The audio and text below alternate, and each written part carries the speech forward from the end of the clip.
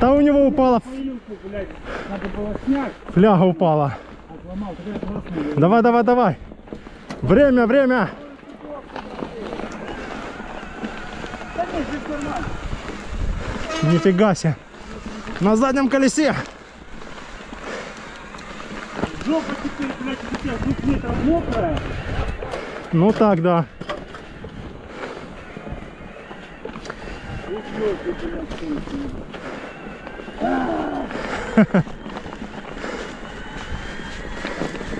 Это русофот.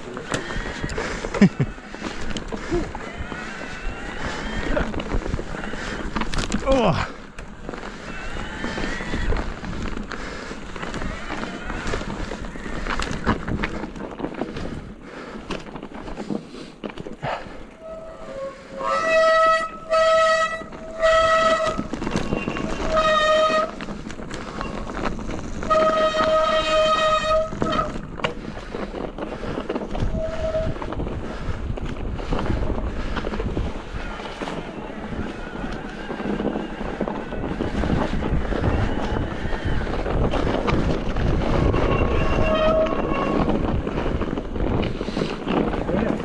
О!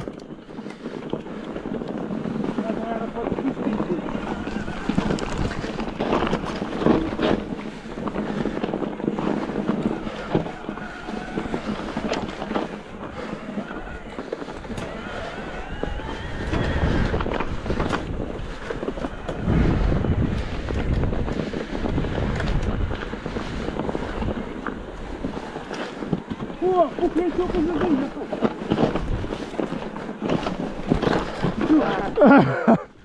Собака. А у тебя нормально? Ну, более-менее. Ну я теперь иди это. Да не, я ж вас буду снимать. Чуть-чуть. Ну можно было его прыгать, балансировать, но я не стоит. И даже левая нога.